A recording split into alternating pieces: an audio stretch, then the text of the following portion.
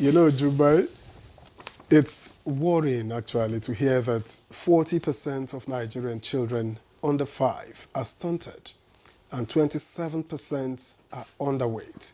That's not just numbers, it's real children whose futures are at stake. Absolutely, Victor, and that's why the Nutrition 774 initiative is stepping in to give every Nigerian mother and child access to the right nutrition, ensuring they grow up strong and healthy. Now, this isn't just another program. The government sees it as a game changer, a national priority aimed at tackling malnutrition head-on. Rightly so, Victor, because malnutrition isn't just a health problem. It affects learning, productivity, and in the long run, even the nation's development. And that's why this initiative is focusing on the most vulnerable, grassroots communities, so that no child is left behind when it comes to proper nutrition. And of course, mother too, and that's more than it's a well-coordinated government-led intervention designed to scale up efforts, improve funding, and ensure accountability, all while putting communities at the center of the solution. Indeed.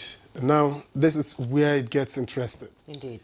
It's not just the government's fight. State governors, local leaders, development partners, and even private organizations are being called to take part in this movement. A multi-stakeholder approach, but at the end of the day, nutrition is not just a privilege, it is a necessity. And with this initiative, mothers and children, no matter where they live, will have access to life-changing nutritional support. And as Nutrition 774 initiative rolls out, governments at all levels are pledging their commitment. It's a big step toward a healthier future. I am Victor Azu. Welcome to the program. And I am Juma Yusuf. Thanks for starting your morning with us. We're coming to you live on the network service of the NTA. You're watching Good Morning Nigeria, and up next is Newspaper Review.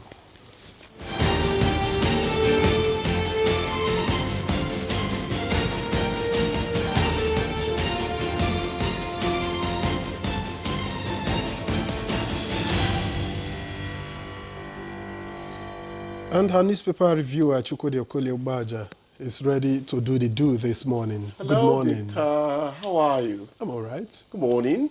Good morning. Can't you see us? Green. Oh, well, there's this thing about the two of you. Since we're on national television, I'll reserve it for when we're out of the studios. I think the universe is saying something. Yeah. It's a All green right. world. Let's get into the dailies. And I have, let me lead with the leadership. The lead story here reads, 2027 presidential ticket. APC shuts out others, endorses Tinubu. That story is on page 4, and it has the riders Buhari or Shimbajo, El-Rufai absent at NEC meeting. I won't let you down, President tells aggrieved members, approves reconciliation committee. Okay? And just above the nameplate, on page 7, my life is in danger, says NAFDAC DG. Same page 7, bandits kill 5, abduct 100 in Zamfara, Katsina. Okay, and just down the line, below the nameplate, Dangote reduces petrol price to 8.25 naira per litre for marketers. And details of that story continues on page 7. And just to the right, MFLA loses bid to stop corruption trial. That one is on page 7. Let's move on to the Daily Trust, which leads with the story. Gunmen abduct 4 female varsity students in Benue, waylaid on way for studies. Protest on campus, school closed. Interesting, and that picture story captures the situation on campus. Below the nameplate, APC passes vote of confidence on Tinubu Ganduje. Dangote reduces petrol price to 825 naira. And tax reform, Sharia Council, FCT Imams Yadudu reject inheritance law, VAT hike. The stories are on pages 10, 19, and 23. And finally, before I drop this, Nigeria's reserve drops by $2.2 billion as FG defends Naira. Page 3. Jumai? Yes, you've read almost what Everything you have yeah, there. not all, but let me quickly go to the ones that are trending in the Blueprint newspaper this morning. And above the masthead, we have $200 million Afrexim funding for creative economy operational June 1st. That's coming from the Minister of the Creative Ministry. And just below the masthead, Sahel epicenter of global terrorism. Sahel epicenter of global terrorism. That's coming from the Ghanaian Army Chief. With Ryder, he says incidents rose to 43% in 17 years. And the picture story you see there at the APC NEC meeting, you can see the dignitaries there on the picture story. And at the bottom plate of the Blueprint newspaper, Ramadan, NEDC distributes palliatives to 1,900 Yobe households. Details on page 14. Court jails 2 teachers 20 years each for raping pupils in Ekiti State. You find the details on page 10. And new investment on the horizon as BP others return to oil gas production. And something very interesting here in the Blueprint newspaper, man scammed $28,000 by AI girlfriend. You want to know all about it? You go to page 18. Mr. Chukudi. The teachers that bagged their sentences for raping maybe their pupils, what was wrong with them? There are psychiatric cases or what? Or they have no self-esteem? Well, with all the ladies that are around? Around, yes. They have a lot of choice to make? Yes. Even the people like... I think this continues because it's the just laws are not harsher. In other countries, you are castrated. They will castrate you.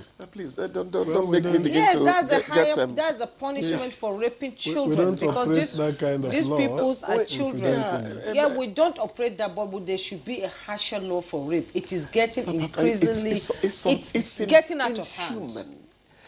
Not just girls. You rape a child. It's both ways. You rape a child, you leave a scar on the mind of that child forever. It's trauma. I think the important thing is for the law to take the men its are course. 43 and 52. 43 and 52 years old, raping children. And I believe they have children at home too, don't they? They are psychiatric cases. The leadership has an editorial. Please, I want to divagate a bit because I like this one, which is applauding the Attorney General of the Federation for banning the parade of crime suspects. I remember, I think I was in NBI then, crime fighters it was, and I raised an objection to people being paraded, and the producer thought I was against the program or something. It's never right for you to parade people. Because they are not guilty. You are presumed innocent until proven guilty. Yes. And some of them really didn't do it. By the time you push out that 25-year-old boy, a man, and the woman he is going out with sees him in chains and handcuffs, he's lost her. Yeah. Nobody has time to ask questions. So we have to really be a little decent about these things. I think it's very important. It's very important. I think it is. Isn't APC acting too early? They are shutting out others, endorsing Tinubu and the Ganduje. APC chairman. I would have thought that politicians should give a sense of competition. I know that the president will eventually emerge. I mean, that's my opinion. But please let people let it flow naturally. Aspire to their ambitions. Yes. At least they will learn the ropes about competing. It's something like that. That's actually more democratic. That's what it is. That's what that's what they do in the US, isn't it? Yeah. Even though from start you know sometimes who's going to pick the ticket. I think we should try that. Well, congratulations if it's going to sail through for the incumbents mentioned there. The president is saying, I wouldn't let you down. Talking to aggrieved members, he actually approved a reconciliation committee at that meeting as well, the NEC meeting of APC. The NADAC DG is saying that her life is in danger. Yes. Reminds you of Dora Akunyili's time of blessed memory, Dora Akunyili. There was actually an instance where a bullet went through her skull. Yeah. But there was a controversy about it because a lawyer I know very well who stood in that case actually said, no, it was an accidental discharge by somebody who was in her car. It was mired in some controversy. But going to the incumbent now, there are some jobs that are just like that. Her job is like that. So we must be interested in how much we are safeguarding the life of this woman, who is safeguarding what we take in the name of medication. Medication, yeah. Because many people are unscrupulous, you know. And then there is crisis in Benue, the varsity in Benue, where gunmen abducted 4 female students on their way for studies. Not again. Yeah, not again. Not again. You probably mention it because there are 4 female varsity students. Otherwise, there's a case of 5 in Zamfara, then 100 taken. You know, it's just a hydra-headed issue. Monster. You think the military are doing so much degrading these people. I was so happy when this policy of decapitation happened. They were taking out the heads of these terrorist organizations. And I felt it was going to percolate into something really admirable and good for the health of Nigerians in terms of how secure we are. But these people die hard. Yes. So we're not going to relent. It's as simple as that. They will keep hammering them until they cut off the head of the let the ordinary population, the ordinary people, and the security agencies have real harmony. That is the ultimate solution to it. You don't leave it just to the security people alone. It won't work. Yeah, talking about security still, the Sahel, according to the Ghanaian army chief, is the epicenter of global terrorism. It is the keg of gunpowder of the world. Rose to 43% in 17 years. That's quite a lot. It's unfortunate. And what irks me is that some people are engaging in those activities in the name of knowing how to prosecute a religion more than the other one, which is not true. Because if it's about Islamic fundamentalism, you're going to find out that the regular Muslims are a victim of these people. Of course. Even more than people of other faiths. So who are they really? Who are they? If they have become an ill wind that blows nobody any good, including people in their own faith, these are brazen criminals. Criminals who are engaging in brazen activities. We should all come together to tell them, no, it won't happen. Because nobody is going to do it for us. It's all about the cocoa. It's all about the money. You see them on live on TikTok, you know. I don't understand this thing, you know. They are on TikTok, you know. And I had missed a story that is a bit related Do people to really that. need money that way? No, I missed a headline story that is related to that. Mali, Niger, Burkina Faso's exit from ECOWAS, increasing burden on military. That's credited to Air Chief. Exactly, because they are not moving together. They're not planning together anymore. There must be loopholes. It's a complicated loopholes situation. would result in, from such a situation. Yes, he also said the Sahel and West Africa face unprecedented security challenges that transcend borders, affecting lives, livelihoods, and the stability of our nations, calling for immediate attention and concerted efforts. Yes. Remember that they have now created tentacles that cross borders, so they have their affiliates in almost all the countries now. That is why it has become, it seems a bit intractable. But I don't like using that word because at the end of the day, we must win. We must win. That is the mindset. That is the frame of mind that would eventually take them down, or at least reduce the incidence to the barest minimum. That's what I think. Our President Tinubu, has given the marching order, and I believe... and the security forces are working as well. They are. Let us help them maximally. It's a job for both the CVs and the people in For in everyone. Yes, please. Indeed. For everyone. Let's talk about this. Man scammed $28,000 by AI girlfriend. Isn't that funny? Briefly before we go. AI girlfriend. Well, AI girlfriend. Who received the money on behalf of Abi. AI? leave those elements of absurdity. I am happy that Dangote has dropped petrol price to 825 naira. By 2026, BUA will be commissioning their own Refinery too. That is going to take it further down.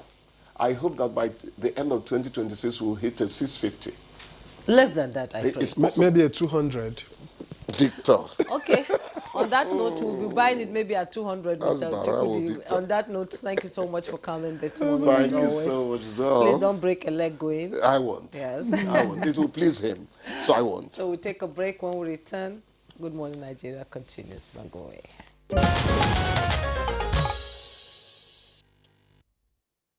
All right. Thanks for staying with us. You are on Good Morning Nigeria on the network service of the NTA. And just before we introduce our guests for our conversation on Nutrition 774 initiative, let's take this background report put together by Oyeyemi Ajayi.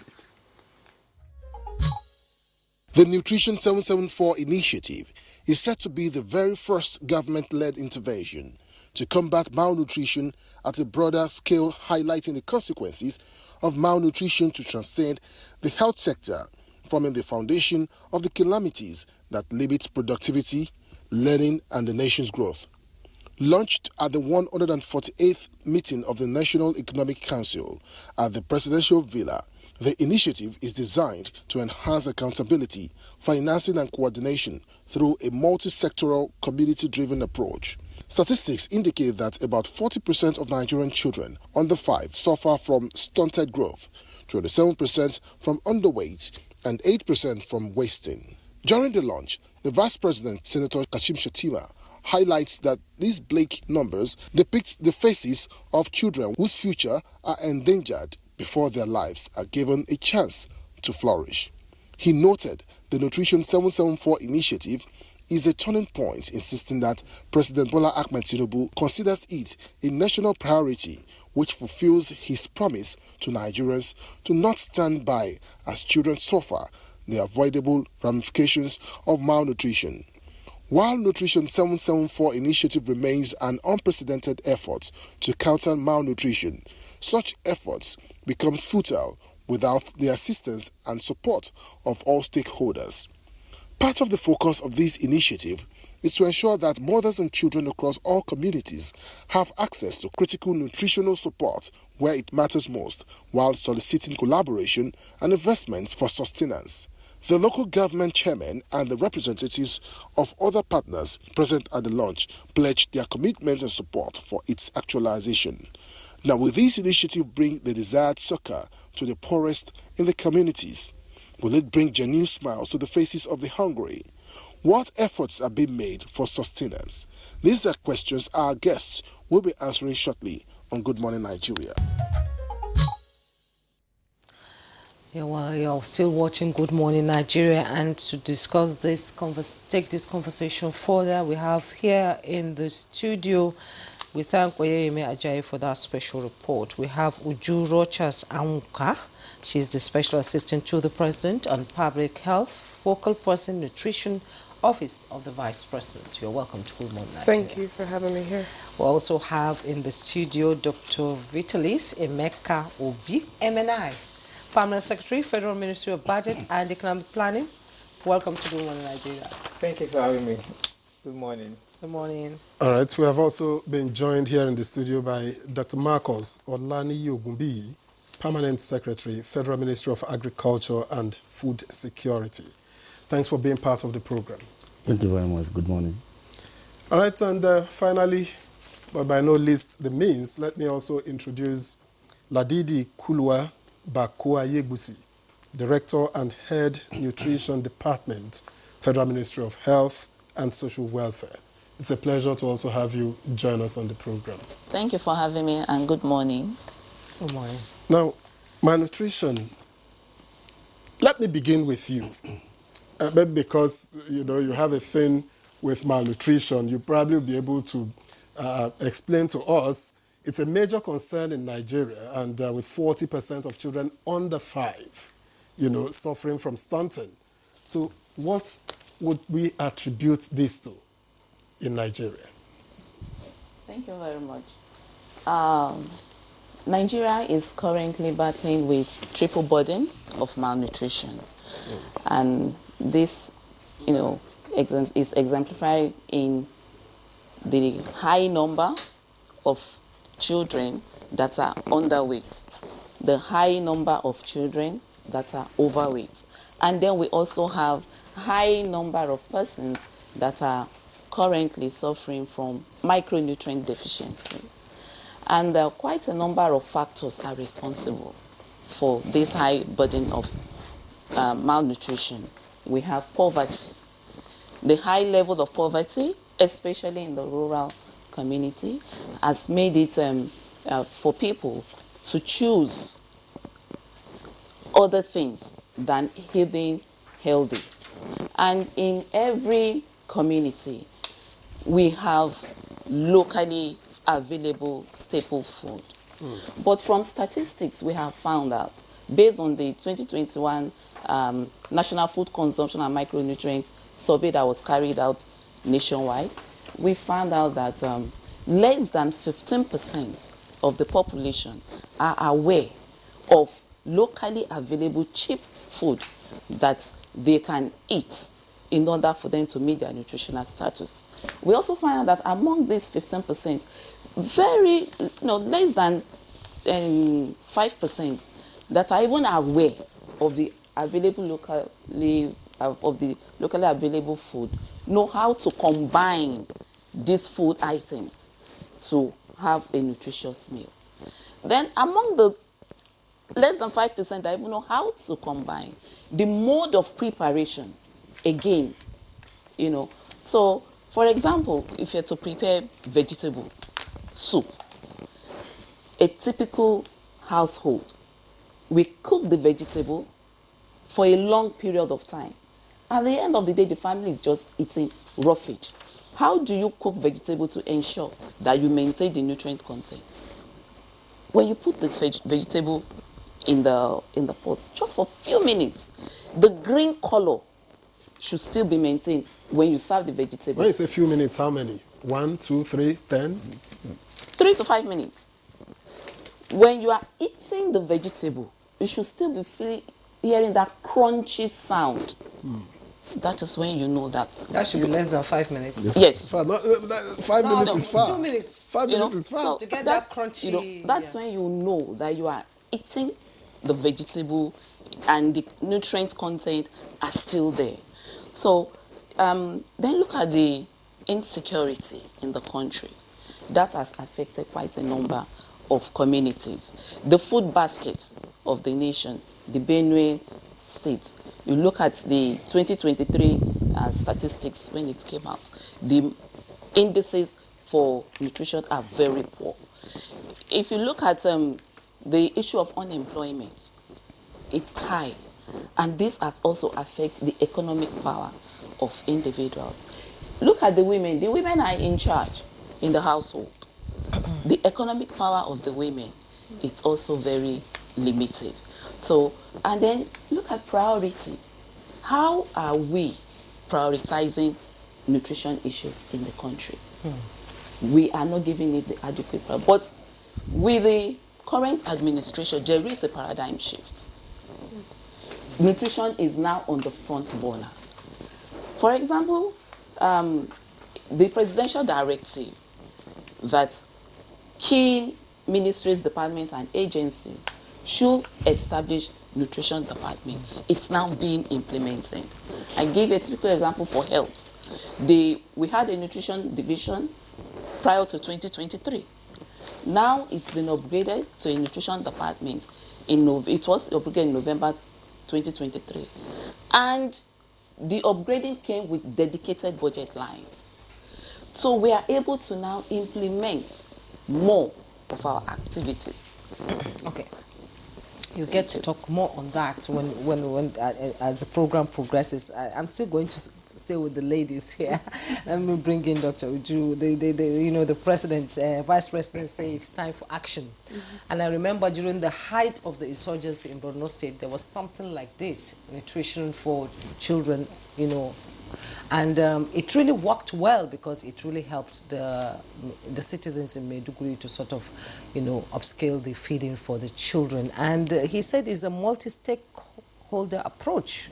All hands must be on deck to ensure that it works. It's from a bottom-up approach, from the grassroots up. So what are we looking at here? Tell us, what does this initiative expect to address and achieve? So thank you so much for that question. In terms of malnutrition, just as MNI has mentioned, it's critical in the development of a child, the cognitive development.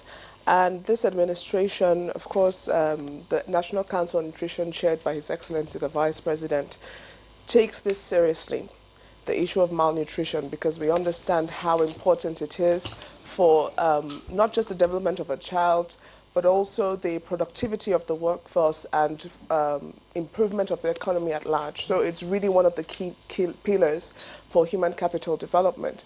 And as such, what this program has aimed to do is to ensure that the policies we develop at the federal level really trickles down to the grassroots, but most importantly, it's no longer a paper. It becomes a commitment, it becomes an action, it turns into implementation, so that really the kids or the children at the grassroots, at the community level, at the household level, they have tangible interventions in their hands. The pregnant women have access to nutritious foods, to commodities, and you're absolutely right. It is a multi-sectoral challenge. It's cross-cutting across health sector, agriculture, education, water, sanitation, and hygiene. And it requires all hands on deck. And environment too. Exactly, and environment as well. It requires all hands on deck, not just government. Of course, with the Nutrition 774 initiative, it is government-led, which is one thing that makes it unique. In fact, it's the first national program for nutrition. What we've had in the past, and there's been a lot of great work being done by all stakeholders, but we found out that a bit of there's need for improvement in coordination, for instance. And so with this program, we're saying government come in place, private sector, leveraging on that expertise and their support, and of course development partners, all hands coming on deck to ensure that the last mile gets access to this nutrition. Homestead gardening, for instance, but I'll allow the Permanent Secretary Agriculture, not trying to go into the details of what the sectors are doing, but at the level of His Excellency, what we do at the Office of Vice President is an oversight function, just to ensure that there's these parts are moving, the various parts are moving parts, and wherever there's a bottleneck or wherever advocacy is needed to the subnationals, the governors, the local government chairman, we can step in. But this program is promising because it's gone through a co-creation process as well. We did not just at the federal level come up with this intervention, but for the sake of ownership and sustainability, we've gotten stakeholders at the subnational, states and local government, brought them together with development partners, civil society organizations, to say what is our plan, not just the what, the how, and most importantly the when, because it's an urgent matter that requires an urgent intervention. And sustainability too. Absolutely. All right. Let me spend just a moment with you, because you're a presidential aide, so you work with the government at that level on this. There have been several such interventions in the past, yet malnutrition remains widespread. Yeah. Did you take time to look at why those previous interventions failed and what you are doing differently this time around? Absolutely. If a soldier is going to go into a battlefield, he better be prepared and understand really what are the gaps there. What we did in December 2023, His Excellency the Vice President inaugurated a Nutrition Core Working Committee to form a high-level advisory. And so this is made up of members from the various government sectors: budget and planning, health, agriculture, development partners like UNICEF, the World Bank, private sector as well, civil society organization. And we took in detail what really are those challenges. Why haven't we had sort of an improvement in the statistics? And we identified 5 pillars that we need to critically address simultaneously. These pillars are around coordination, but not just coordination, but decentralized coordination, so that every stakeholder takes ownership. That's one. Secondly, looking at the issue of financing, it's always key. There are competing priorities in Nigeria, and how do we ensure that we have the right financing to tackle malnutrition? And so we identified that. Also looking at the need to raise the profile for nutrition. It's often overlooked. A lot of people don't understand. They think nutrition is just food, but it's beyond that, and you sort of see the outcome. So the profile raising for nutrition was key. That's nutrition prioritization in the country, which I dare say this administration, like she said, has taken it to the front burner. But also the accountability and data, so that our actions are driven by evidence, they're driven by data. So these are some of the activities that makes the, or considerations that makes the Nutrition 774 initiative different. The 5th is actually, and very importantly, scaling up nutrition interventions. There are so many interventions that we can handle in nutrition, but the question was, what are the best buys? What can we put the least amount of money into and get the best result? And that's why we sat, like I said, in a co-creation process to determine what 1, 2, 3, 4 interventions across the various sectors that we will, hone in on, put a lot of backing, political will, technical assistance, and ensure that at the end of the day we're effectively tackling the issue of malnutrition. This sort of convergence helps with ensuring that there is no duplication of effort and or wastage of resources. So this is, we've done the homework really to identify where those gaps are, and all our actions for 774, Nutrition 774 initiative is targeted at those 5 areas or 5 pillars. I like the fact that you talked about accountability and data, and that's sometimes what is lacking in most initiatives in Nigeria, and most times it just doesn't work. Now let's bring in Dr. Marcus Olani Ogumbe into this conversation. President Tinubu has always said that food security in Nigeria is paramount, is at the top level. No Nigerian should go hungry. And it takes a lot to be able to implement initiative like this, 774 local government areas. And we know that agriculture have suffered a bit, under insurgency, environmental degradation and all. So how is the Ministry of Agriculture going to make it possible for this nutrition initiative to succeed? Yeah, thank you very much. When we talk about food security, we're talking about the availability, the accessibility. We're talking also about the affordability. And of course, very importantly, we're talking about the consumption of diverse food that have much nutrients. So it's not only just making it available, yes. It has to be accessible to people. People must have the capacity to purchase and afford it. And of course, they must eat it. It's not just having it, eat it. So consumption is a key one. So in the Federal Ministry of Agriculture and Food Security, we lay emphasis on not just making it available, but also making people consume diverse food that have much nutrients. So what we're going to do, the Nutrition 774 is going to be a game changer in addressing the issue of malnutrition. Why do I say so? It is a concerted effort, a multi-sectoral approach. And of course, at our own end, we're going to be addressing the issue of the food systems. We're going to have targeted intervention in the food system of the country. We're going to talk about all the evolutions. But of course, we're addressing this issue at the grassroots. So what we're going to do is... Where the food is. Yes, where the food is, and where we have much of people that require the food or require the nutrients. So we have quite a lot of interventions that we're going to do. We're going to encourage farmstead farming. Farmstead at your backyard, in any area within your compound, and also we're going to take it further. It's not only farmstead now. We're going to encourage small-scale farming. Small-scale farming. So the Federal Ministry of Agriculture is going to support this particular initiative by providing quality inputs to targeted individuals. We're going to target female-headed households. So we're going to have some targeted intervention, inputs, and extension facilities, education to these people. So what we're going to do also is we are trying to improve the extension activities of the ministry. Just yesterday, we did a soft launch of the electronic extension system, and of course, within the next 1 or 2 months, it's going to be launched by nationally, and then you're going to stay in your house and get information about your plot, what you can do there, the soil, whatever you need to apply to the soil, how are you going to treat your soil, where do you get your seed? All these things can be gotten just sitting in your home.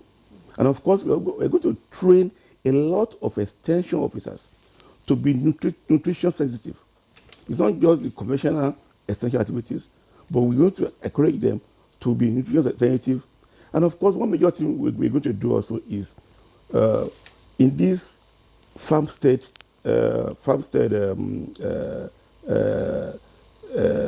issues, we're going to encourage people to plant biofortified crops. Biofortified crops. Can you explain what yes, that means? biofortification is through breeding, you introduce some needed nutrients, micronutrients, into your seed. Okay. So that when it grows up, what you harvest, we have such nutrients. So we have vitamin A maize, so that when we biofortify vitamin A maize, and we give the seed to them at the farmstead, then when they plant, whatever they are harvesting is enriched with vitamin A. So you don't need to take other supplements, but what you are eating, you're already having for vitamin A. Just about 2 weeks ago or so, we also launched the governance system for releasing of biofortified maize varieties into the system. So we're going to have all this, and one major thing also that is very key when I talk about accessibility is that we're going to also have an expanded market information system that we're going to extend to the grassroots. So that they can have access to fresh food, not just fresh food real time. All right, Dr. Ogubi, thank you very much. We'll come back to you so that we can have timelines to when these fresh foods can become available. I'm interested. Dr. Obi, you're a permanent secretary.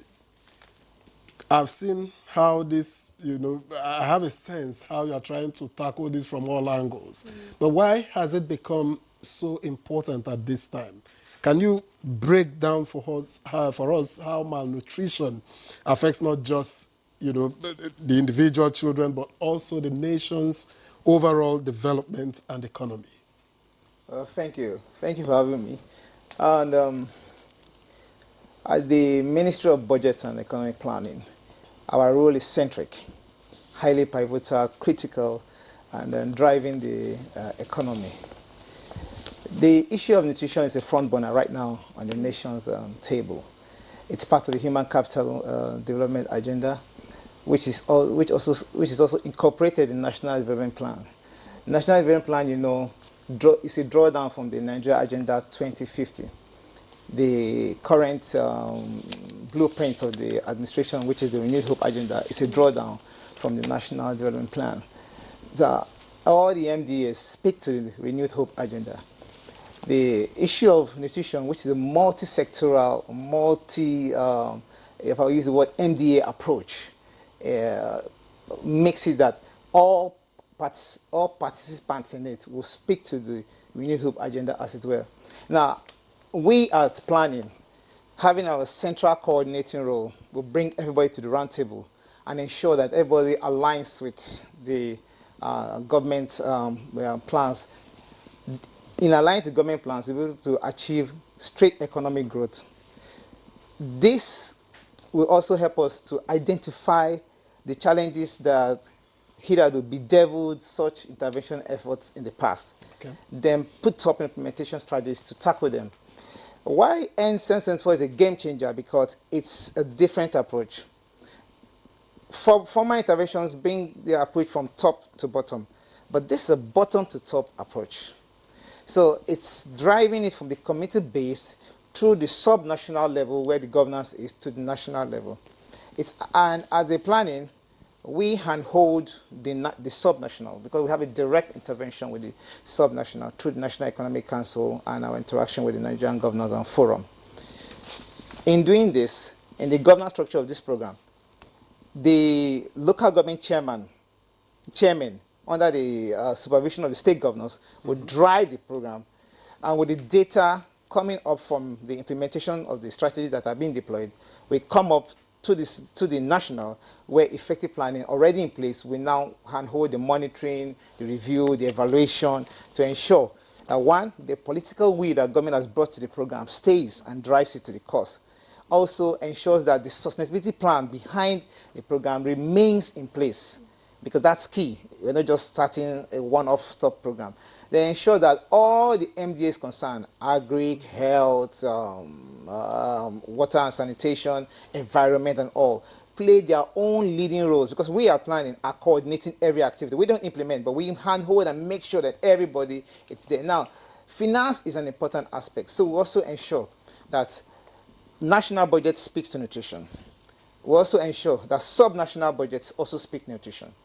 And at sub-national, the funds made at local government too will also speak nutrition. And we also ensure that at these levels, during the budgeting cycles, we want to make the budget, final budget drafts of the levels of government, ensure that, if I use the word nutrition responsive to it, to be able to help government fund those interventions at those levels. While we handhold international development partners, UNICEF, World Bank and co, we don't also obviate or neglect our own responsibility as a government, that we need to fund these programs and provide for transparency and accountability. Now, coming to the second part of your question, why you can see that we need to do what we need to do. We need to do because the Nigerian child is a beneficiary. At the end of it, the Nigerian child is going to go into the Nigerian citizen. We want to ensure that all the growth indices from a child, of the child from full-blown, from a young child to full-blown adult, are all protected, because it's a workforce that we are looking at. When we have a good workforce who has passed through a normal home and exposed to good nutrition, all other mitigants that would have bedeviled or promoted malnutrition, undernutrition, or poor exposure to supplements and all that would have helped that child to grow, are all removed out of the way. We now have a healthy population. When you have a healthy population, a good workforce, you ensure that the GDP growth of the country will also increase. So it has strong economic implications as well. And then government will know that, yes, she's meeting as promised the dividends of democracy that the citizens voted her in for. Is it 100% funding by the federal government? It's not 100% funding. Government has its own responsibility. Okay. Due to its citizens by making sure that our budgets are also nutrition responsive as well, just as we have our budget being gender responsive as well. Our international partners who are interested, because nutrition is not just a national issue, it's an international issue. It cuts across all climes. It's a subject that comes up in displaced communities during the war, where you have war zones and people in internally displaced communities, as it were. It also comes up in different climes where the human capital index, their economic power is so low, and they're not even able to afford basic nutritional supplements. And like my sister said, where some of them don't even have the idea of how to mix basic foods that will promote healthy nutrition. Someone needs to go there and sensitize, and that's part of this program. Going down to the nutritional, to the community level, enlighten them, empower them with good knowledge on how to handhold basic nutrients to also achieve what balanced diet should be. So our international partners are interested in it, but they're extremely interested in the governance structure because that's where their funding is going to pass through. And they are looking at accountability, transparency, value for that intervention, and very importantly, sustainability strategy beyond it. So that when their own intervention is completed, there is a sustained plan to continue that, and they will understand that, oh, their intervention has been very successful. And they can also roll a new version of it, just like we have in the RM project, moving to 2.0. We also have the NG Cares project, moving to 2.0. We also have the Hope project, which is also going on. We also have one project called Solid for the internally displaced persons. We are planning to coordinate all these programs. So we understand good vital knowledge that all the international development partners, their gateway into the country is through planning. And when they come in, we need to see what program are they bringing on board. How do they speak? And this program must speak to our own national programs. They must align. And in aligning, they must speak to the needs of our people. And nutrition is one of them. So their program must also speak to meet the nutritional needs of our people. So we will play a counterpart funding because we will own the intervention at the end of the day. So they will also come with their intervention to see that once it's successfully brought into this ecosystem, we handhold it and take over it and see that there's a full completion of it. So it's funding both from the national, international as well, and we're co-handling it, and then, like she said, co-creating it and bringing it up to, up to fulfillment. You've talked about sensitization, so let me get back to Ladidi. How, the most common signs that parents can look out for to say, okay, this child may be having issues with malnutrition. How do they know? Because you have to, if you also tackle it from that level, it may become a bit reduced, what gets out there and forms the numbers that we have that we now say are alarming. Thank you very much. The common sign is you see the child emaciated, skinny. You see a child looking like an old person. And through the N774, we are trying, one of the things that we want to do from the health sector is to ensure that every household have the basic skill to identify a malnourished child. We have what we call the MWAC tape, mid-upper arm circumference. So we'll train every household, every woman, every man, to know how to measure the child. And once it's color-coded, once the child is in the yellow color, that means it's moderately malnourished. When it's in red, that is severe malnourished. And we, all the interventions that we will be implementing, it's aimed towards maintaining optimal nutritional status. And we'll be doing that through two approaches, through the health facility and the community. So we will be establishing community nutrition center in every community at the local government level. And what will people be doing at this community center?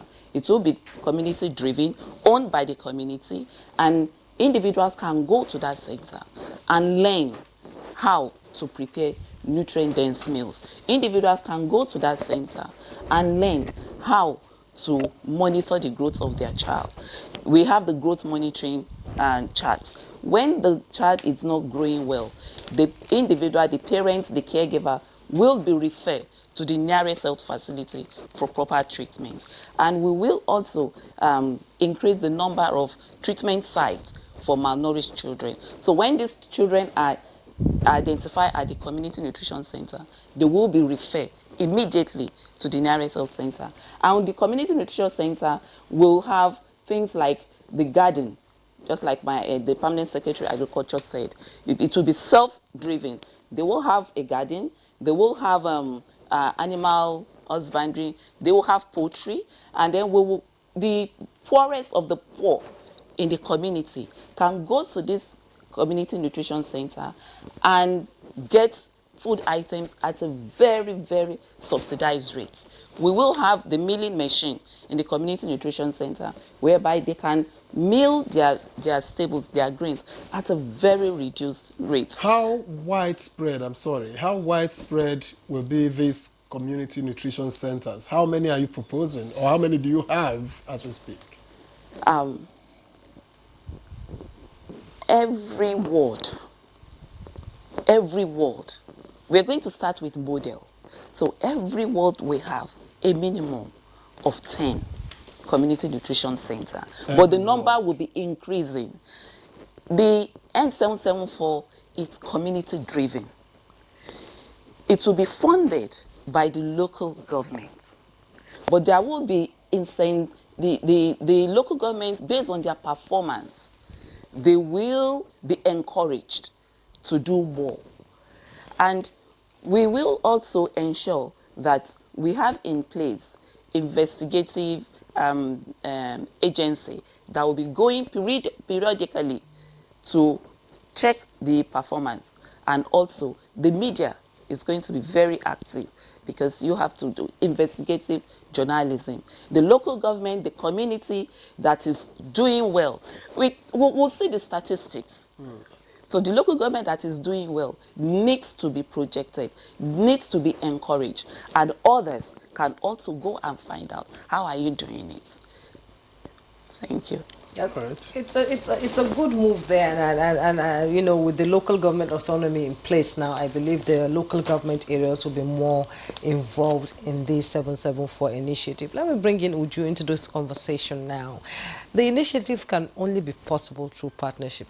That's what the vice president is saying. So what is the level of response and commitment from especially the subnationals, because they are very, very important and critical to this initiative? So the new sort of partnership, or the new way forward in any project, is partnership and collaboration. And I'm excited, and we all are excited, that we've gotten positive responses from the subnationals. As of last year, November, I believe it was the 144th NEC or 45th, the National Economic Council endorsed this initiative. And like my brother mentioned, the National Economic Council is really where the convergence of the subnationals, the governors sit there with His Excellency the Vice President as chairman of the NEC. And so once the presentation was made, of course, there's been some one-on-one bilateral advocacy that had gone on prior to. They understood the need for this initiative, and they unanimously endorsed the program. You can't get any better than that on a national program where there is no dissenting view on the initiative. So that was really good. Also, when you take a look at the launch, it was launched during the National Economic Council as well. And the state governors showed a lot of interest yet again, of course, with their chairman, Governor Abdurazak. And that's just been amazing. The Algon president, and by extension, the local government chairman, are looking forward to this intervention. Again, you can't get better partnership or enthusiasm than that. When you talk about partnership, there's also the development partners. Last year, His Excellency held a roundtable engagement with the development partners, the likes of the World Bank, even USAID at the time, Bill and Melinda Gates Foundation, ISDB, Islamic Development Bank, African Development Bank. There were an array of country directors in the meeting, and they had taken a look at the strategic framework for the Nutrition 774 initiative prior to the meeting. And upon meeting with His Excellency, they had endorsed the program as what Nigeria needs to take nutrition forward. Again, government-led, we're telling all partners coming to the table to say, this is the government of Nigeria's priority interventions. And when you come in to sort of implement your interventions, align with ours, so we're not duplicating efforts. We have a coordinated approach. So the response to the Nutrition 774 initiative has been tremendous and, to be honest, wonderful. And we just hope to keep it that way. And I think it's even more accepted, and there's ownership around it because of the co-creation process. So everyone had a voice in it, evidence-driven data, sort of suggestions towards how the program should be created and framed. So we've got a lot of positive feedback on the program, and we're ready for implementation. Now, are there specific states or regions in Nigeria, you know, where malnutrition is severe in your finding? Did you find, because that would determine how you tackle, those areas? Absolutely. The next phase of this, following the launch of the program, is to identify the local governments. Remember, we're talking about bottom top, so it's not just the states, but the states by extension, local government areas with the highest burden. And there are areas in Nigeria, the northwest region have some of the highest burden, northeast as well. And down to the data, there's specifics on the local governments that will need those intervention, and that's what we'll prioritize. Why is it so? Did you find out why that is in those areas? So there are a couple of things. The insecurity is one of it. Climate shocks, yes, it's national, but you have some areas that are plowed by droughts, for instance, which is what affects production of food and access to that. So these are some of the reasons which I believe my brother had mentioned earlier as to the challenges around the issue of malnutrition. But what we're doing is to prioritize, because yes, 774 local government areas, but we won't start with all at the same time. Okay. It will have to be in phases, but of course having a good representation so that equity thrives. You have a good representation of the zones, but prioritizing areas with highest burden. We would have a play into as well political commitment so that you can incentivize sort of the states and the local governments that are showing interest, like she mentioned, and really a performance-based mechanism is put in place to encourage and catalyze the actions of the various. Will there be checks LGS. and balances? Absolutely. You can't have a program or an initiative successfully implemented without M&E. Monitoring and evaluation is key. It will be across all tiers of government, even though the local government, they would be doing the M&E as well, but like she also mentioned, an independent verification agency, because if we're having a sort of an incentive performance-based mechanism put in place, there has to be an IVA, independent verification agency, to check who is doing what and who is doing it well. So M&E is the crux of all our actions for this intervention, for this initiative. Yes. All right, thank you very much. Let me get back. That's where we come in. Yes, okay. budget and planning as well. Okay. You want to say something? No, that's where we come in. That's it. That role of M&E is where planning takes handle it effectively. We ensure that at local government and at the state level, the governors drive that monitoring and evaluation. While we at the planning, having the Department of National Monitoring and Evaluation, also handles it. Because the monitoring from start of the program now, monitoring commences with straight check and balances, checking everything, and putting a value on all of them. By the time the phases are run to promoting equity, taking the geopolitical zones, identifying the states after the data has been gathered, we'll be able to see on the dashboard where are we, what states have responded, the indices, the growth, and then the value chain as well. Like all policy, this is a good policy initiative. Like all policy initiatives, they're not cast in stone. They will be reviewed through the data coming up on NIB. So that's the strong spine for the program, and that's where we hold strong forth at planning. Okay, she said something during at the initial, there was a meeting with UNICEF, USAID. Now that USAID has withdrawn from funding in other countries, how is it going to affect? It's not going to affect. Okay. It's not going to affect because we own the program. Yeah. We've domesticated both at the local and at the state, and with the governors being the driving seat, they're also responding to the fund because they're actually main drivers. What happened at USAID is a withdrawal of funding. It's a pullback on their own part, but not a pullback on the program. Like we said, we are walking the talk. The development partners are funding the work.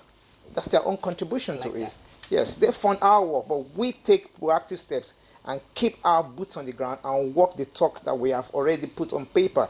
We are not waiting for them, but we are ensuring that whatever intervention they are programming must align with our own national priorities. So we take the front lead.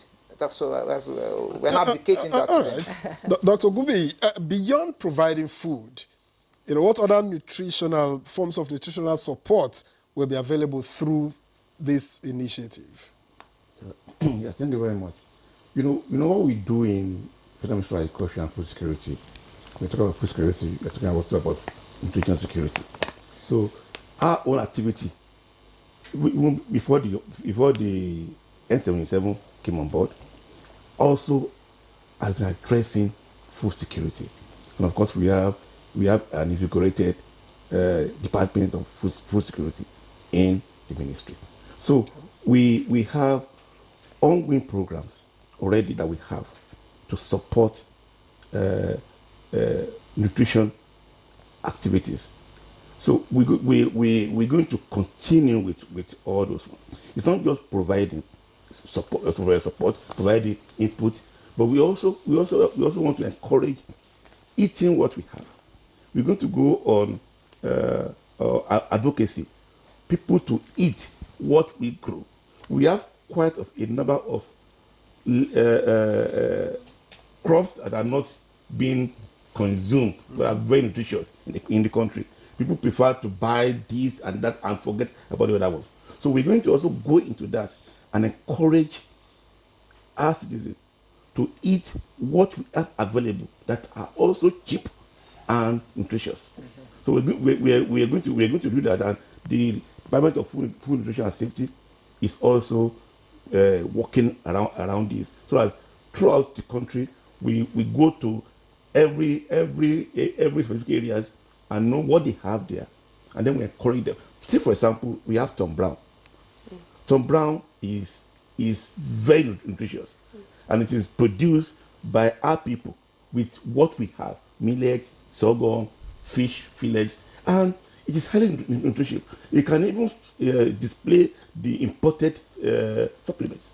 So we're going to go into that and encourage people, support them to produce it, support them to eat it, so that we eliminate malnutrition in those areas. So we're going to have targeted intervention in encouraging people to eat what we have available. That's not even costly, very cheap and available all around us.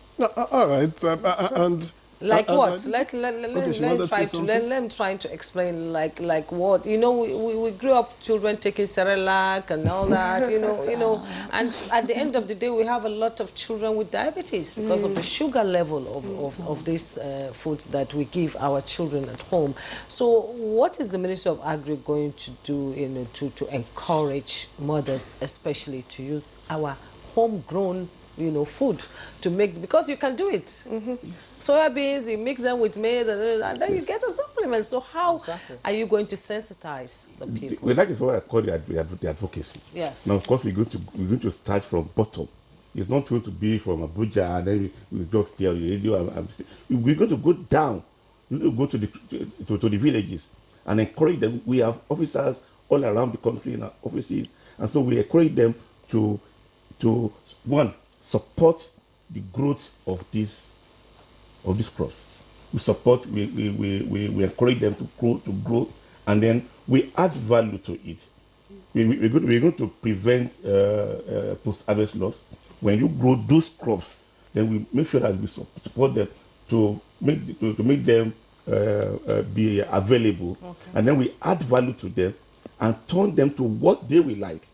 If they like packaged food, then we grow them. Then we encourage food processors to even package them also the way those ones are packaged. Yeah. So we're going to encourage farmstead and local processors to target these crops and process them and package them the way and look like what they used to eat. And of course, we also encourage by also eating it openly. I would also eat it myself because it's nutritious. I would love to eat something like that. It's healthy. One major one is imported rice. I've not eaten imported rice for more than 15 years in my house. So it's like the imported rice does not even have the required nutrients compared to the local, the domestic rice. And it stays too long in storage. Yes. So we encourage them to eat what we have, and then we eat it till they see us eating it, and then they copy us. All right. So thank you very much. I'm coming to you actually. Yeah. You can we're the first 1,000 days of life, that is from pregnancy up to 2 years, is very, very critical, and it's a time where we can curb malnutrition.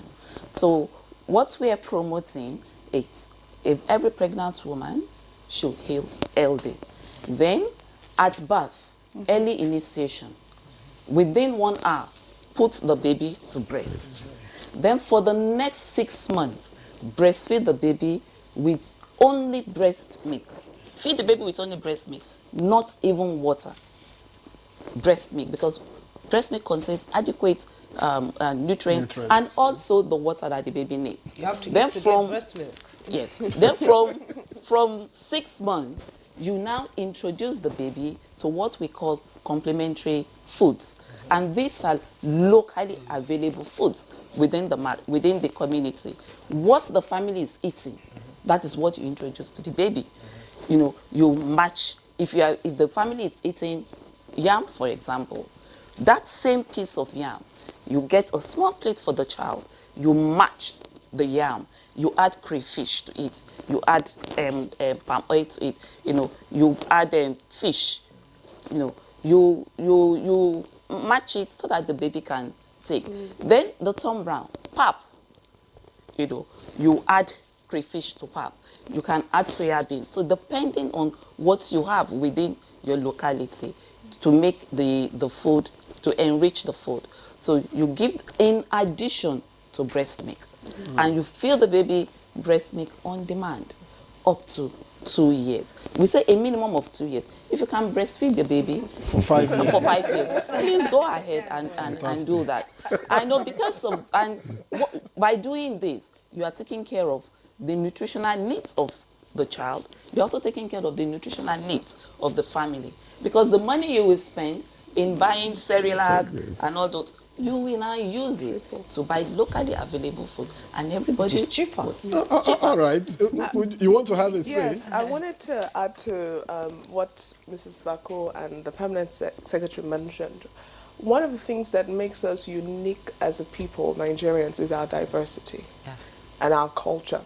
And so the 774 initiative is taking cognizance of that, where the communities, the household, are encouraged to embrace their culture and make staple foods that are unique and acceptable to the culture, basically. So we're taking the cultural context into play. And really to encourage, for instance, women coming together to make the Tom Brown in clusters. But it's not just going to help with feeding them, but an income-generating source for them as well, thereby empowering the women. So it's a multifaceted, multi-sectorial issue that has a multifaceted, multi-sectorial sort of solution to it, and just taking cognizance into our uniqueness as a nation or as a people. The other thing that's interesting about the 774 is the fact that, I mean, thanks to all the various MDs, the leadership, ministers, PAMSECs and directors, and everybody really, taking a look into institutionalizing this initiative. This have been some of the conversations, so that for the continuity of it, when the next administration comes in, there's a continuity of the program. So right now, no, there will be, because actually, because now we are currently, and is led by the Ministry of Budget and Economic Planning, reviewing the policy, the multi-sectoral plan of action, and all other nutrition-related policies. And so institutionalizing the framework of the Nutrition 774 initiative into the policy to where it becomes statutory, I think we can't ask for better, because now, beyond this administration, other administrations 10 years down the line will also continue with this program. But how does this program... That's what we have done. Because, as he said, you plant trees, you grow trees under the shade of which you, the planter, would not sit in. Or you build bridges that you build that will not even work on. Subsequent generations will work on it. And at the Ministry of Planning, we have done to take it where we institutionalize it at the grassroots. We want the grassroots to own the program, domesticate it at local government, let them own it. Let the woman in Zamfara own it. Let the woman in Uyo own it. Let the woman in Ondo State, Nakure, own it. By the time you build that network, you have promoted, even in our diversity, you've enhanced the unity of the country. And like a pyramid, like a triangle, that base, firm up that base, give it a structural value. I like the part of yes, and then build it up like the women. You know, yes. I like that. But I wanted to find out quickly, how does this program align with, the broader health and development goals of the country? In fact, we have just discussed this quite a bit. Nutrition is key.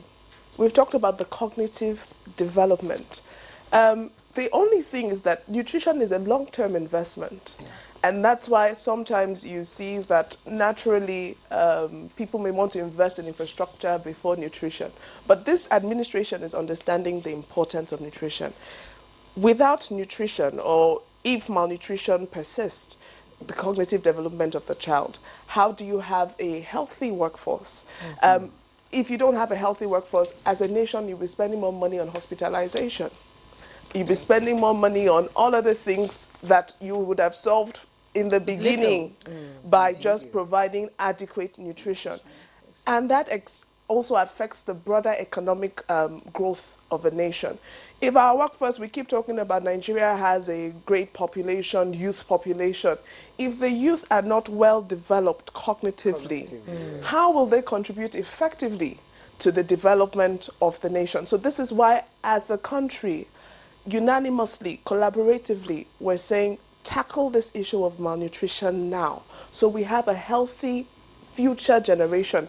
Leaders that are well, well endowed with the intellectual, mental knowledge that they need to lead the nation forward. So that's when Mr. Vice President, when he mentioned that we will not leave any child behind, that's what he's talking about, because the children of now are the future tomorrow. Okay, that's all. We'll be talking more about and we are intentional about the engagement. we have to take a break. To go on the break.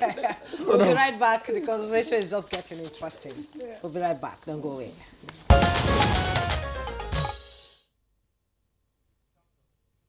You're welcome back, and you're still watching Good Morning Nigeria. We've been discussing this Nutrition 774 initiative, and our guests in the studio have been enlightening us and educating us on the importance of nutrition for children and mothers in the early years. And let me bring him, Mrs. Bako, into this conversation now.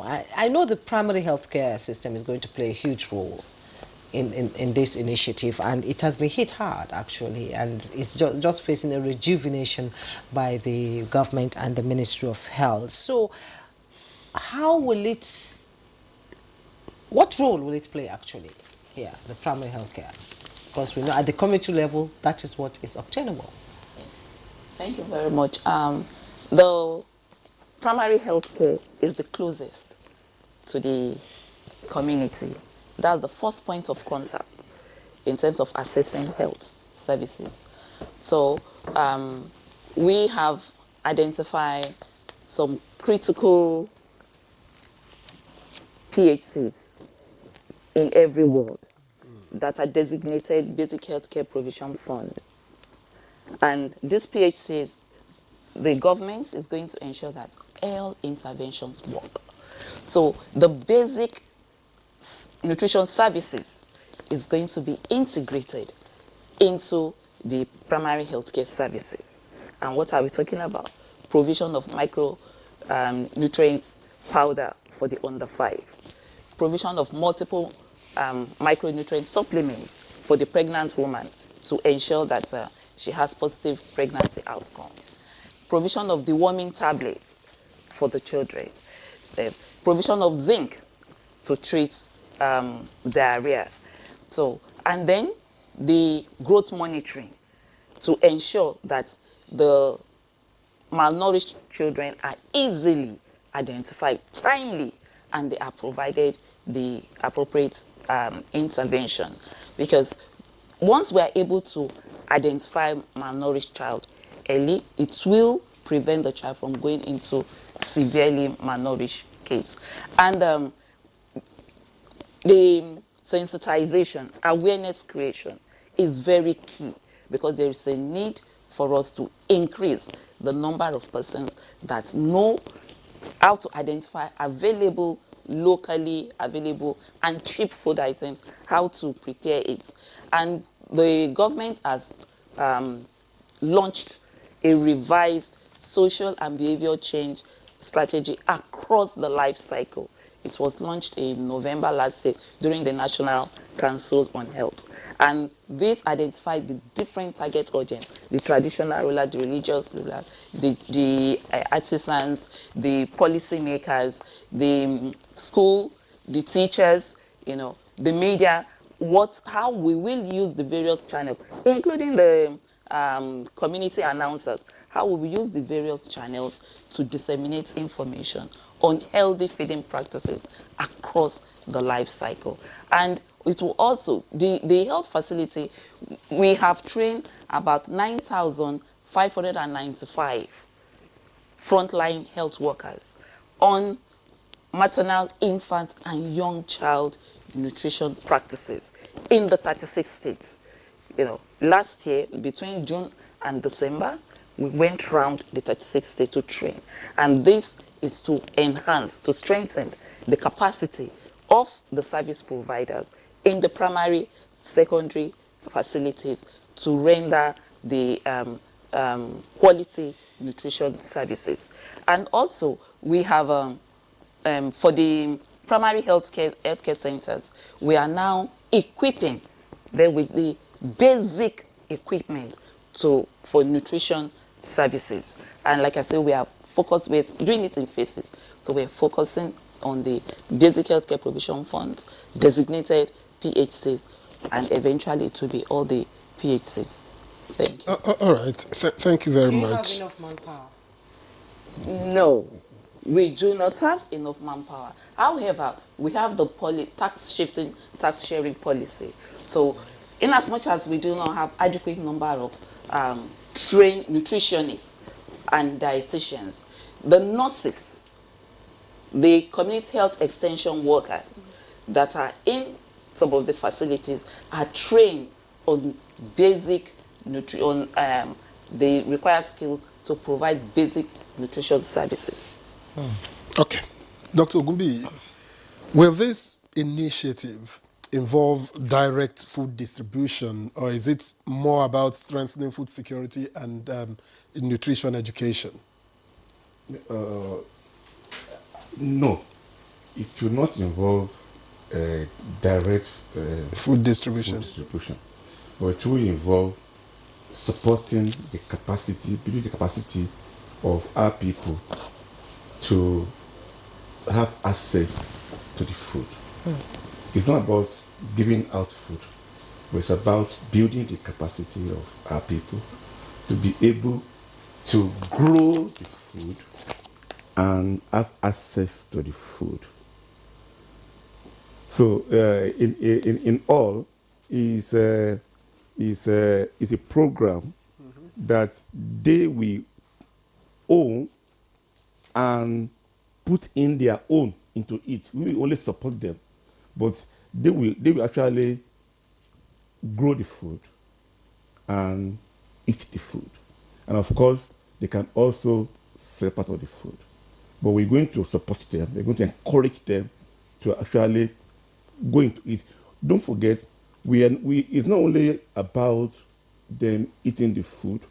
We are also building their capacity to have income. Part of the problems of nutrition is people do not have the capacity to be able to afford, who cannot grow, to afford the food. So we are creating jobs and we are empowering them to be able to have better livelihood. So they themselves know that it is the work of their hand that they are eating. It's not as if they are having a hands-on. So we also encourage them to think right by supporting them and they grow the food themselves. So this is big on education and creating awareness. Of course, yes. Let me ask Uju, are there specific plans to ensure that traditional birth attendants, and community leaders play a role in sensitization? Well, yes, it's actually all part of the program. Let me go to the second part of it, the community leaders. Again, because this is bottom-top, because this is a grassroots program, we cannot overemphasize the need of the community leaders. Youth leaders, women leaders, traditional leaders, religious leaders. It's, like we said earlier, an all-of-government, all-of-society approach. So they play a key role. The next steps are to have a zonal sensitization of this program. We had a national launch. It was done within the NEC meeting. However, we will go zone by zone and ensure that, of course, with the subnationals taking the lead this time, that there's a full understanding. So creating that awareness sensitization of the program and what role each sort of member of the community needs to play.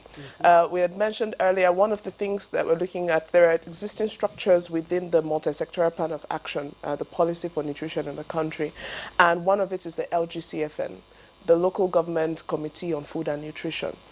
In some states, it's inactive. In other states, you know, it's active, but it's neither here nor there. One of our top priority for this program is to reactivate those LGCFN. So that's where the community leaders come, because they're all members of the LGCFN, and they're now taking decisions and running with it to implement within the households and within the communities.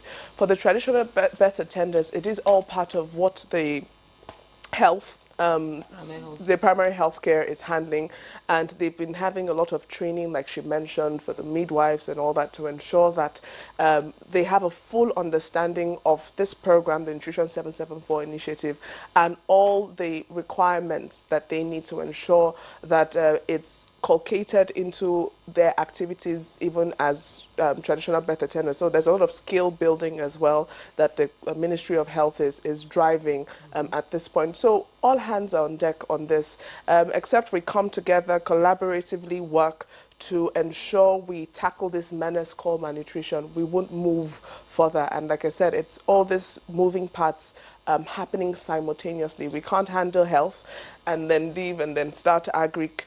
We are all working simultaneously at the same time to really, like soldiers on a battlefield, to really win this battle against malnutrition. You have all your boots on. Exactly. So exactly. still talking about sensitization, what role is the NOA going to play here? National Orientation Agency. Very key. Very key. I believe the NOA was also part of the co-creation process. So they have their SOPs. So we had sent out for the different MDS agencies to send their SOPs. Again, we did not just come up from the Office of Vice President or even National to say this is what needs to be done. The expertise are there. The directors are there, the permanent secretaries, you know, they submitted the SOPs, used a lot of technical assistance to say what are we prioritizing. So the NOA, because when you talk about behavioral change, social behavioral change, they play a key role in that. So again, all hands on deck, they have a key role to play as well. All right, Dr. B, how will Nutrition 774, the success of Nutrition 774, be measured over time? Like I said, it's through effective monitoring and evaluation from the outset. The success of the program strongly resonates and thrives on effective monitoring from the very outset.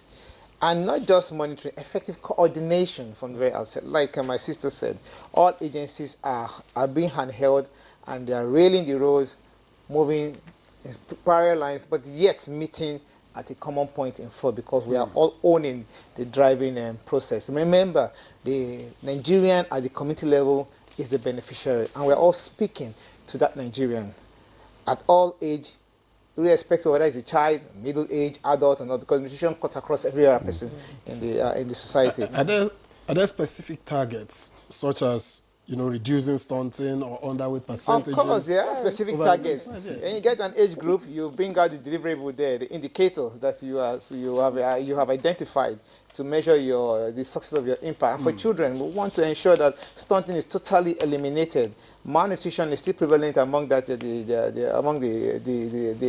little children we have in society. We want to get that malnutrition out of the way. For even the middle-age class, young children who are in the teens, and you see obesity still rampant there, we also want to tackle that because of the prevalent proximity to developing some lifestyle diseases like diabetes along the due to obesity and co. To take care of them. The aged too, we also want to ensure that they have good nutrition to stay healthy along the line play. All in all, each sectoral approach is speaking to a national goal. I like the agri then the viewpoint. They talked about the homestead farming. they talked about the empowering the small-scale, smallholder farm, so that they are able to grow what they eat. And then by growing what they eat, they are able to pay for it at that level. Not going to the big value markets where it's a little bit expensive because of cost of transportation. But the one you produce at the community level, transportation have been taken care in their production level, and they're able to buy it, and they're still able to stay healthy. And that's also good. Even giving credit loans to those farmers to be able to stay, even providing good seedlings for them to be able to plant healthy and good crops that will not just promote their health, but also promote their local economy at that place. So, we are planning from the local government, we're able to monitor the success of the program at local government. Through the state government, driven by the state governors, we are able also to monitor the full success at the state government level. And through we at Budget and Planning, through the National Monitoring and Evaluation Program Department, we are also able to measure the success. So the metrics and the data coming from these levels of intervention are handheld. Okay. And we review at the National Economic Council, where we sit with all the 36 governors and see. So like this is a program that it's a rolling stone. Yeah, there's a proverb that says a rolling stone sometimes does not gather moss, but this rolling stone will surely gather moss. Thank you so much. In addition, how to measure the success? We'll see that we'll have sustainable source of financing. There will be funding, like right now, N774 is being included in the work plan for all the sectors. And we are also intentional in engaging ALGON, because the local government now has autonomy, And then you also going, with time you will see a change in the behavior of people, towards the healthy feeding practices. People will be more aware, and they will be intentional in taking healthy decisions as regards to we have some few minutes. In 1 minute, Madam, no plan is perfect. Yes. So how do we avoid diversion of nutritional food items and also corruption? Who can rule that out? How do we do that in this initiative? Because it has to work. Accountability. Okay. Accountability is key. The Federal Ministry, for instance, for Agri had mentioned supply of inputs, biofortified foods. That's why we're using existing structures. There are leaders within those structures, and we must hold them accountable. So when we talk about the monitoring and evaluation, that is how, if we had given a local government chairman some input to plan from federal, he must be held accountable. And what is this? For 774, we have the threshold. So that's why when you mentioned about the stunting target, you reduce stunting over time. However, there are outputs that will be measured. So how many women have you empowered with the inputs that have been provided by the Ministry of Agri? You'll be held accountable. And that is one way to ensure that there is no diversion and to ensure that people deliver on the promises that they've given to the people. In fact, let me add to it. Bringing in performance management system at all levels will help us to arrest lack of transparency, lack of accountability. The big monster in the room is the corruption. That's what Marcus, MID in does 30 to be able seconds. to Yes, and closing remark. Effective monitoring at our own end, we also contribute to making sure that there is accountability. And of course, my last point is, you see, combating malnutrition at our own end, it's not just about malnutrition, it's about improving the livelihood of the Nigerian people. So we're going to improve their livelihood, we're going to let them have jobs, let them have adequate support for them to be able to live as Nigerians should live. Thank you very much, Dr. Gubi. In 30 seconds, if a mother watching this program now is worried about the child's nutrition, what immediate steps can she take, Ladidi?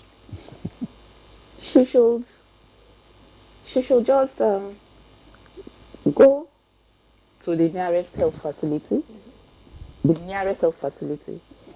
and a health worker is there waiting to alleviate all affairs. Okay. Mrs. Ladidi Kuluwabako Ayebushi, Director and Head, Nutrition Department, Federal Ministry of Health and Social Welfare, and also an MNI. Thank you so much for coming on this program. Dr. Marcus Olani Ogumbi, Permanent Secretary, FNSC, Permanent Secretary, Federal Minister of Agriculture and Food Security. Thank you so much for your time and your incentive into this conversation. Dr. Vitalis Emeka Obi, MNI, Permanent Secretary, Federal Ministry of Budget and Economic Planning. We thank you for your time. Thank you so much for having me. And last but not the least, Uju Rochas Onwoka. She's the Special Assistant to the President on Public Health, Focal Person Nutrition, Office of the Vice President. It's been a pleasure having you. Thank you for having me. It's been a very interesting conversation, and Nigerians watching have learned a lot. We thank you so much for bringing this to Good Morning Nigeria to do. It's a continuing conversation. I'm sure you'll be back. Yes. So thank you. And that's how it's been on Good Morning Nigeria today. Thanks so much for your time. I am Chuma Yesa. And I am Victor Azu. Thank you for watching. You have a lovely day.